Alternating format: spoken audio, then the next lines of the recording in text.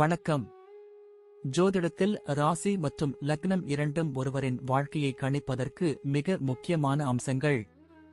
ஒரு ஜாதகத்தில் லக்னம் என்பது உயிருக்கும், ராசி என்பது உடலுக்கும் ஒப்பிடப்படுகிறது. நாம் பிறக்கும் நேரத்தில் கிழக்கு அடிவானத்தில் எந்த ராசி உதயமாகிறதோ அதுவே நம்முடைய லக்னம். இது ஒவ்வொரு 2 மணி நேரத்திற்கும் ஒருமுறை மாறிக்கொண்டே இருக்கும். ஒரு நாளில் 12 லக்னங்கள் மாறிவரும். அதனால் லக்னம் என்பது மிக துல்லியமான தகவல்களை கொடுக்கக்கூடியது. இது ஒருவரின் குணநலன்கள், உடல் அமைப்பு, மனோபலம், செயல்பாடு, ஆயுள், எதிர்காலம் போன்ற பல விஷயங்களை நிர்ணயிக்கிறது. ராசி என்பது நாம் பிறக்கும் நேரத்தில் சந்திரன் எந்த ராசியில் இருக்கிறாரோ அதுவே நமது ராசியாகும். ஒரு ராசியில் சந்திரன் சுமார் 2.25 நாட்கள் இருப்பார். சந்திரன் மனதின் காரகனாக கருதப்படுவதால் ராசி ஒருவரின் மனநிலை, எண்ண ஓட்டங்கள், உணர்வுகள் ஆகியவற்றை குறிக்கும். தொலைக்காட்சிகளிலும் பொதுவான பஞ்சாங்கங்களிலும் சொல்லப்படும் தினசரி ராசி பலன்கள் பொதுவாக இந்த ராசியை அடிப்படையாக கொண்டே கணிக்கப்படுகின்றன. ஜோதிடப்படி லக்னம்தான் ஒருவரின் ஆளுமை திறன், சிந்தனை, செயல்கள் மற்றும் அதிர்ஷ்டம் போன்ற முழு வாழ்க்கை நிகழ்வுகளுக்கும் ஆதாரமாக அமைகிறது. ராசி என்பது லக்னத்திற்கு துணை செய்யும் ஒரு அமைப்பு மட்டுமே. ஒருவருக்கு லக்னமும் ராசியும் பலமாக இருந்தால் அவருடைய வாழ்க்கை சிறப்பானதாக அமையும். லக்னம் மற்றும் ராசியின் அதிபதிகள் ஜாதகத்தில் எந்த நிலையில் இருக்கிறார்கள் என்பதை பொறுத்து ஒருவரின் வாழ்வில் ஏற்படும் பலன்கள் மாறுபடும். உதாரணத்திற்கு, ஒரு கிரகம் லக்னப்படி கெட்ட பலனை தருவதாக இருந்தாலும் ராசிப்படி அது யோகமான கிரகமாக இருந்தால் கெடுபலன்கள் குறையும். எனவே ஒரு ஜாதக பலனை முழுமையாகவும் துல்லியமாகவும் அறிய லக்னம் மற்றும் ராசி இரண்டையும் இணைத்து பார்ப்பது அவசியம். இப்போது 12 லக்னம் மற்றும் ராசிக்காரர்களுக்கு என்னென்ன தனித்துவங்கள் இருக்கிறது என்பதை பற்றி இந்த பதிவில் பார்ப்போம். இந்த பதிவை பார்ப்பதற்கு முன்பு இந்த சேனலை சப்ஸ்கிரைப் பண்ணாதவங்க சப்ஸ்கிரைப் பண்ணிக்கோங்க, பெல் பட்டனை கிளிக் பண்ணி வச்சுக்கோங்க. அப்பதான் நம்ம போடுற பதிவு உங்களுக்கு உடனுக்குடன் நோட்டிபிகேஷன் வரும். சரி, வாங்க வீடியோக்குள்ள போகலாம்.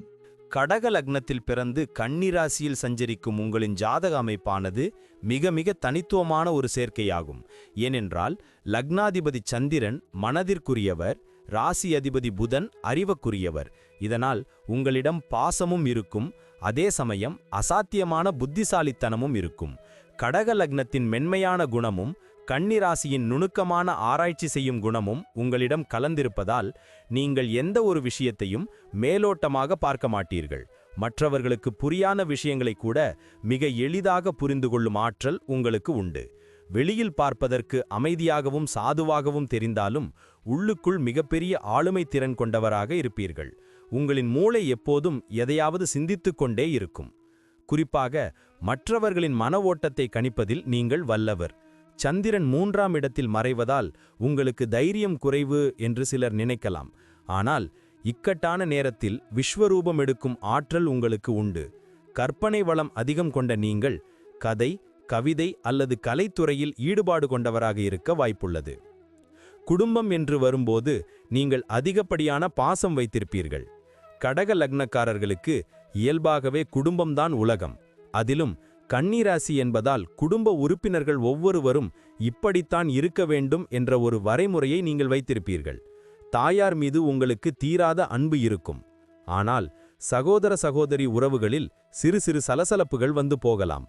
காரணம், 3ஆம் இடத்தில் சந்திரன் இருப்பதால் இளைய சகோதரர்களிடம் நீங்கள் அதிக எதிர்பார்ப்பை வைப்பீர்கள். அவர்கள் அதை நிறைவேற்றாத போது வருத்தப்படுவீர்கள். வீட்டில் உள்ள சின்ன சின்ன விஷயங்களை கூட பெரிதுபடுத்தி குறை சொல்லும் பழக்கத்தை மட்டும் மாற்றிக்கொண்டால் குடும்பத்தில் நிம்மதி பெருகும். நீங்கள் அன்பாக பேசினாலும் அதில் ஒரு அதிகார தொனி அல்லது நக்கல் மறைந்திருப்பதாக மற்றவர்கள் தவறாக புரிந்து கொள்ள வாய்ப்புண்டு. எனவே வார்த்தைகளில் நிதானம் தேவை. விருந்தோம்பலில் உங்களுக்கு நிகர் நீங்களே. வீட்டிற்கு வரும் உறவினர்களை உபசரிப்பதில் அதிக அக்கறை காட்டுவீர்கள். தொழில் மற்றும் வியாபாரம் என்று எடுத்துக்கொண்டால் உங்களுக்கு மிகப்பெரிய வளர்ச்சி காத்திருக்கிறது. புதனின் ஆதிக்கம் இருப்பதால் வியாபார தந்திரங்கள் அனைத்தும் உங்களுக்கு அத்துப்படி.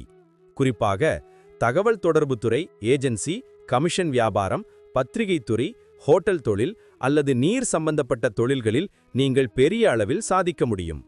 நீங்கள் யாரையும் எளிதில் நம்பி பணத்தை கொடுக்க மாட்டீர்கள்.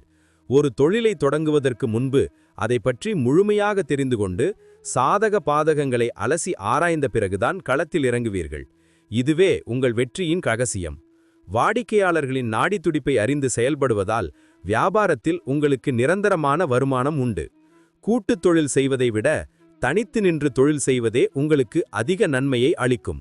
அப்படியே கூட்டு சேர்ந்தாலும் நிர்வாகம் உங்கள் கையில் இருக்க வேண்டும் என்று நினைப்பீர்கள். விளம்பரம் செய்வதில் நீங்கள் கெட்டிக்காரர். வேலைக்கு செல்பவராக இருந்தால் நீங்கள் ஒரு மிகச்சிறந்த ஊழியராக திகழ்வீர்கள். கடக லக்னத்தின் விசுவாசமும் கன்னிராசியின் நேர்மையும் உங்களிடம் இருப்பதால் நிறுவனத்தில் உங்களுக்கு நல்ல பெயர் கிடைக்கும்.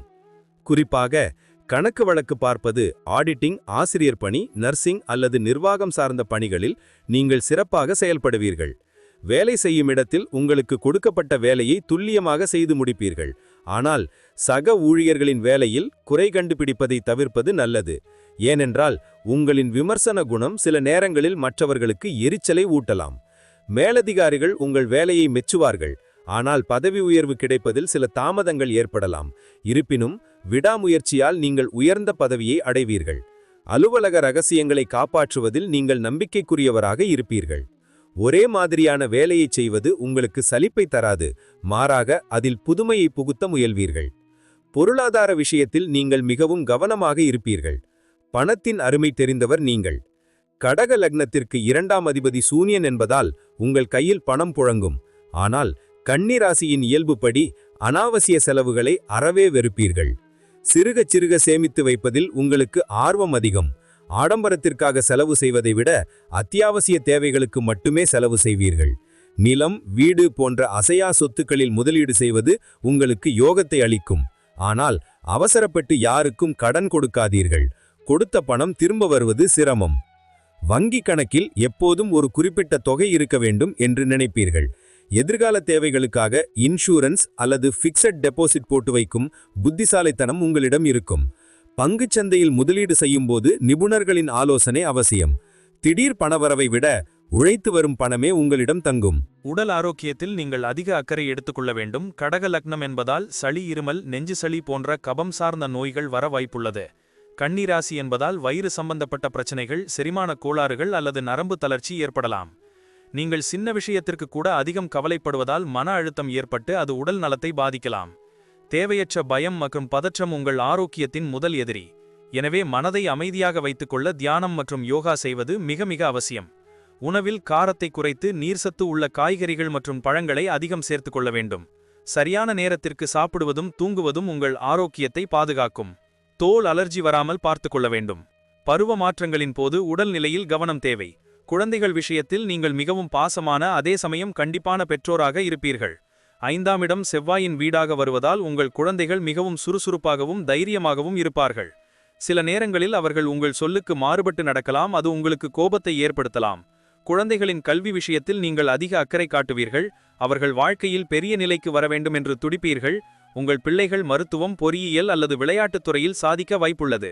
அவர்கள் மீது உங்கள் ஆசைகளை திணிக்காமல் அவர்களின் தனி திறமையை வளர்க்க உதவினால் உறவுமுறை நன்றாக இருக்கும். பிற்காலத்தில் குழந்தைகளால் உங்களுக்கு பெருமை சேரும். ஆனால் அவர்களின் பிடிவாத குணத்தை சமாளிக்க நீங்கள் பொறுமையை கையாள்வது அவசியம். பயணங்கள் உங்களுக்கு மிகவும் பிடித்தமான ஒன்றாக இருக்கும். குறிப்பாக கடகலக்னக்காரர்கள் ஆன்மீக பயணங்களை அதிகம் விரும்புவார்கள். கன்னிராசி 3ஆம் இடத்தோடு தொடர்பு கொள்வதால் அடிக்கடி குறுகிய தூர பயணங்கள் செல்ல வேண்டிய சூழல் ஏற்படும். அது வேலை விஷயமாகவோ அல்லது இன்பச் சுற்றுலாவாகவோ இருக்கலாம். நீர்நிலைகள் உள்ள இடங்களுக்கு செல்வது உங்களுக்கு மன அமைதியை தரும். கடல் தாண்டி செல்லும் யோகமும் சிலருக்கு உண்டு. பயணத்தின் போது புதிய மனிதர்களை சந்திப்பதும் அவர்களுடன் உரையாடுவதும் உங்களுக்கு பிடிக்கும். பயணங்களை திட்டமிடுவதில் நீங்கள் கில்லாடி. எங்கு செல்ல வேண்டும், எங்கே தங்க வேண்டும் என்பதை முன்பே தெளிவாக திட்டமிட்டு விடுவீர்கள். கடைசி நேர பரபரப்பை விரும்ப மாட்டீர்கள். வண்டி வாகனங்களில் செல்லும்போது மிதமான வேகம் நல்லது.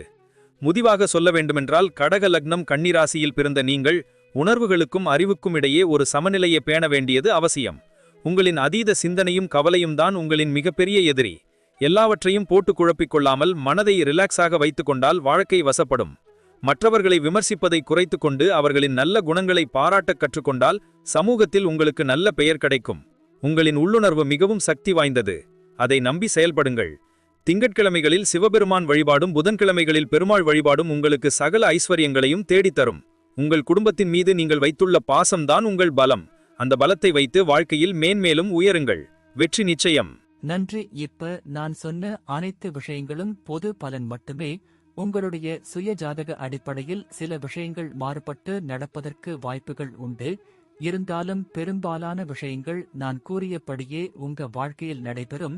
இந்த வீடியோ உங்களுக்கு பிடித்திருந்தால் நான் அடுத்த பாகம் 2 எடுக்க தயாராக உள்ளேன். பாகம் 2 வேண்டும் என்றால் பாகம் 2 என்று டைப் செய்யவும். பெரும்பாலான நண்பர்கள் பாகம் 2 வேண்டும் என்றால் விரைவில் பாகம் 2 வீடியோ பதிவு செய்கிறேன். இந்த வீடியோ உங்களுக்கு பிடித்திருந்தால் லைக், ஷேர் மற்றும் சப்ஸ்கிரைப் செய்யுங்கள். பக்கத்தில் உள்ள ஆல் பட்டனை கிளிக் பண்ணி வைத்துக் கொள்ளுங்கள். அப்பொழுதுதான் நாங்கள் போடும் வீடியோ உங்களுக்கு உடனுக்குடன் நோட்டிபிகேஷன் வரும். உங்களுடைய எதிர்கால வெற்றிக்கு என்னோட வாழ்த்துக்கள். நன்றி. வாழ்க வளமுடன்.